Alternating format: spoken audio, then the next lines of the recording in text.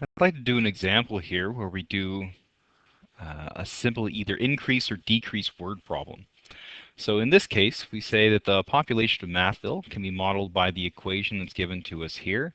P is equal to 38,920 times 1.04 to the exponent t, where P is the population of Mathville and t represents the years after 2001. So one thing that we need to be aware of is that all exponential equations are written in the form of y is equal to a times b to the exponent x, where a is the initial population. In our particular example that we have here, our initial population is actually right here. So our initial population is 38,920 people. Because this is when we look at this particular equation, we see in this section the 1.04, okay?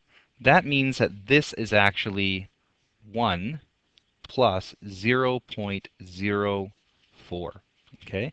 And we may recall that our formula for both simple increase and simple decrease revolved around either adding or subtracting an R value. So for example, when we had our formula for simple increase, it was y is equal to a times 1 plus r, where r is the rate, to the exponent x. And when we were looking at decrease, decrease was y is equal to a times 1 minus r to the exponent x. In this case, 1.04 is bigger than 1, so we know that it must have been added. And what was added was that 0.04. So in this instance, for part B here, it says, did the population grow or decrease each year? Well, we can tell based on that midsection, that B value in the equation, that it actually increased. Okay?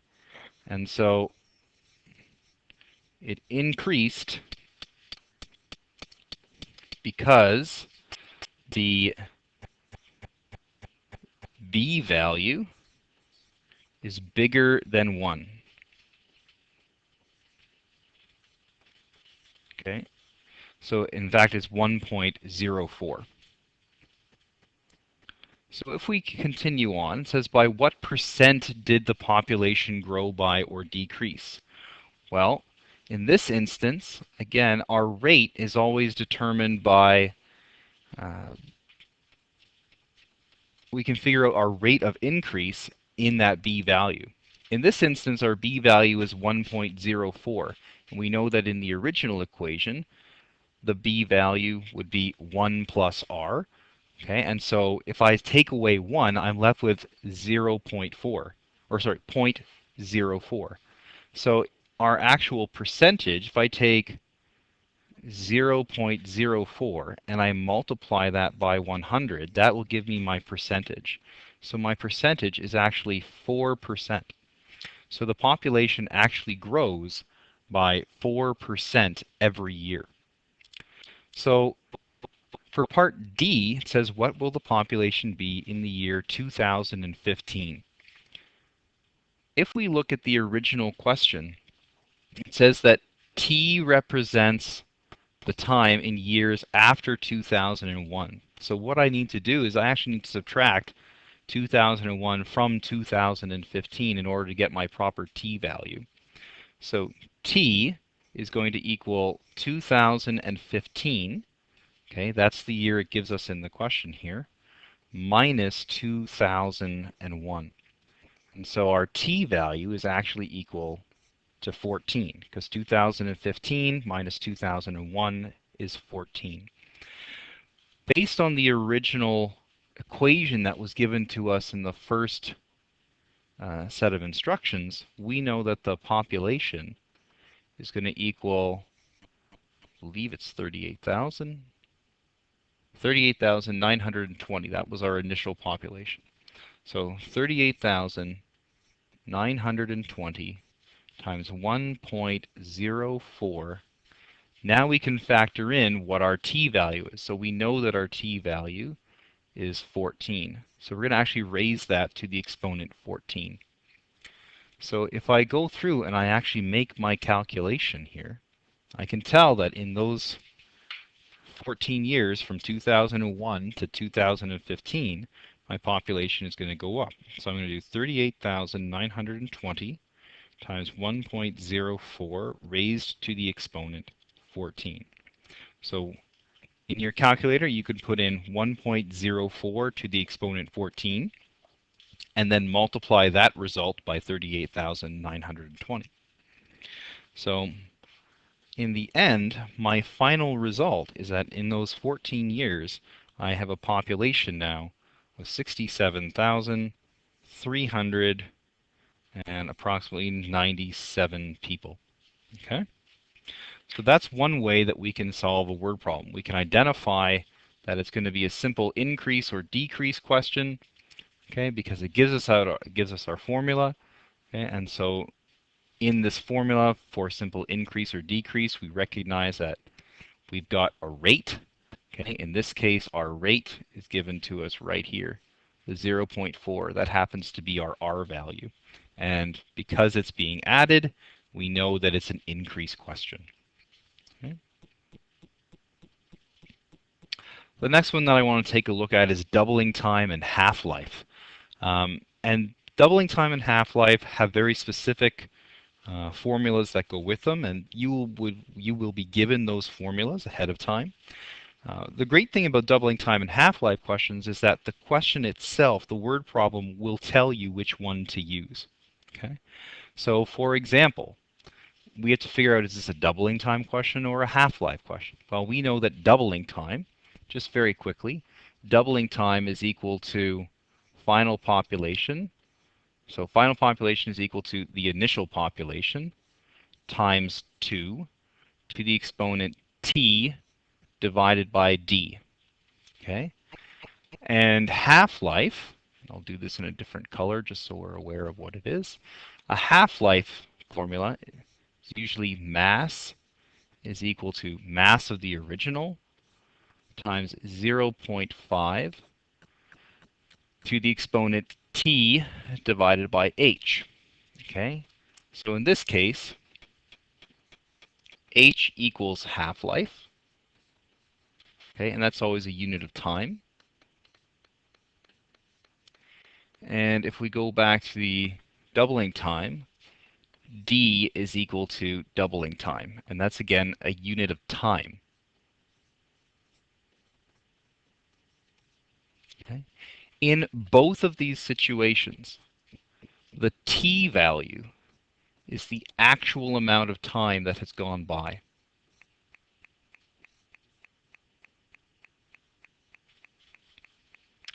So for the question that we have here, it tells us that the population of penguins in the San Diego Zoo doubles every 3 years. The zoo started with 8 penguins in their first year. Well, if we read that first sentence, or that it tells us in the first sentence is whether this is a doubling time question or a half-life question. You see the word doubles, and automatically that tells you, oh, this is a doubling time question. If it was a half-life question, it would say the mass of uranium in a nuclear reactor has a half-life of however many thousand years. It will actually have the word half-life in there.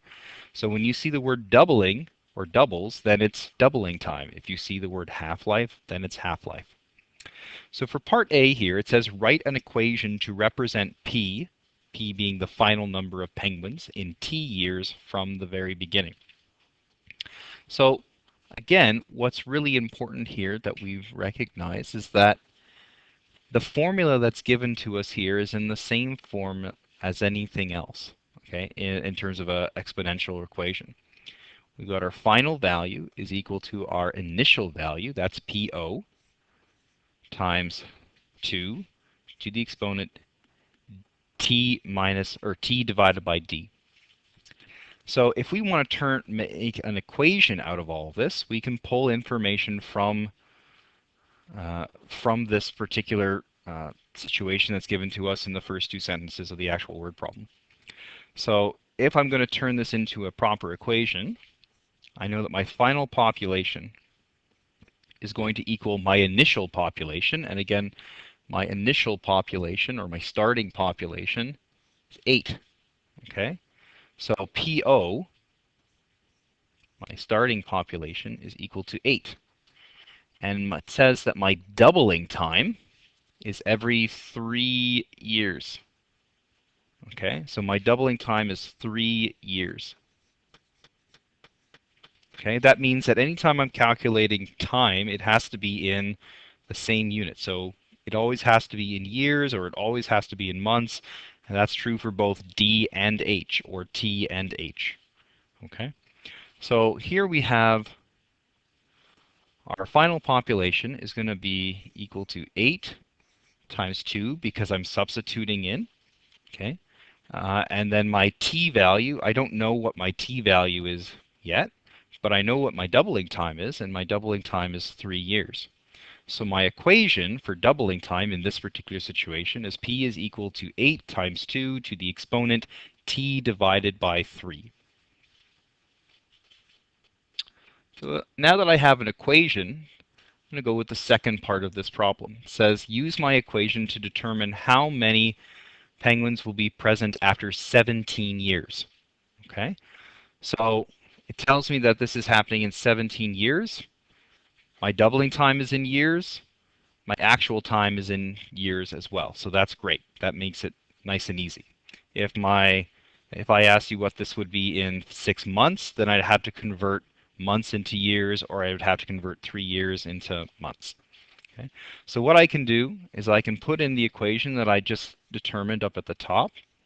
So p is equal to 8 times 2 to the exponent t divided by 3. It tells me here that t is actually 17.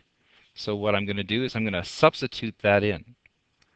So I've got p is equal to 8 times 2 to the exponent 17 divided by 3. Okay? So I can do this one of two ways. I can either try to simplify this exponent. Okay, and if, for example, if I do 17 divided by 3, that's going to actually equal a repeating decimal. So I know that 17 divided by 3 is actually equal to 5.667, and it just keeps going. Okay, so what I can do is I can either convert this fraction into this number here right away, or I can input it all into my calculator in one go using brackets. So I've got 8 times 2 to the exponent, let's say 5.667. Okay.